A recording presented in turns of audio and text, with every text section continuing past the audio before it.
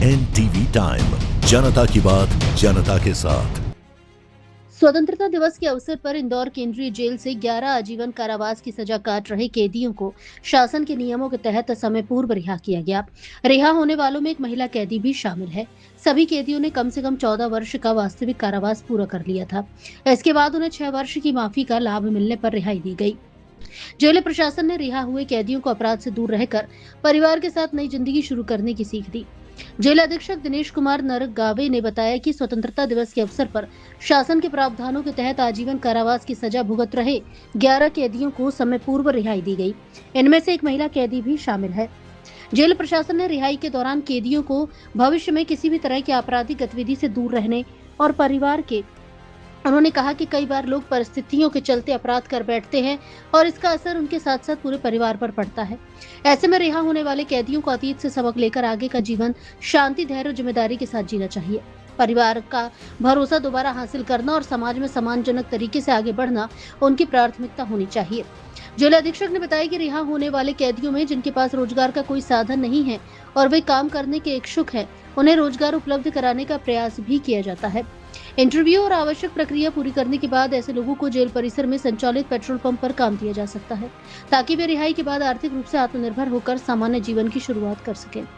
नरगावे ने नई पीढ़ी को नशे से दूर रहने का संदेश भी दिया। उन्होंने कहा कि नशे की बढ़ती प्रवृत्ति गंभीर चिंता का विषय है। कई बार नशे के प्रभाव में व्यक्ति अपना आपा खोकर आवेश में अपराध कर बैठता है और उसका परिणाम जेल की सजा के रूप में सामने आता है। युवाओं को किसी भी प्रकार के नशे से दूर रहकर शिक्षा, रोजगार और सकारात्मक गतिविधियों पर ध्यान देना चाहिए। इंदौर से प्रफुल्ल तंवर की रिपोर्ट। टोटल 11 कैदी आज आजीवन कारावास की सजा पूरी करके रिहा हुए हैं, जिसमें एक महिला है। और ये जितने भी कैदी थे सब आजीवन कारावास से दंडित थे और इन्होंने कम से कम अपनी सजा का जो है 14 साल सूखा और 6 साल की माफ़ी प्राप्त की है। और शासन के द्वारा जो है इनकी समय पूर्व रिहाई नियमों के परिप्रेक्ष्य में आज की गई है। सर, आपने ये कैदी को क्या संदेश दिया आपके माध्यम से?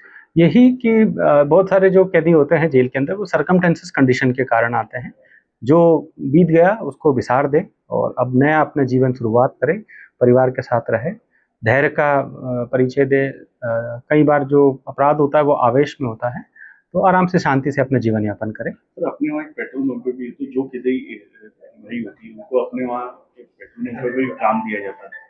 हाँ, ये कुछ ऐसे जो रहते हैं कैदी जिनके पास काम धंधा वगैरह नहीं होता है और वो काम करने के इच्छुक होते हैं, तो फिर उसका इंटरव्यू लेकर के और बाकी सारी चीज़ें देख करके उनको काम वहाँ पे दिया जाता है। सर, नई पीढ़ी को लेकर क्या संदेश देना चाहिए? जैसा कि नई पीढ़ी के समय अपन देख रहे हैं कि नशे की प्रवृत्ति काफ़ी बढ़ रही है, तो इससे दूर रहें, क्योंकि बहुत सारे अपराध जेल के अंदर जो अपराधी आते हैं नशे में ही अपराध होता है, उनकी ऐसी कोई मंशा होती नहीं है।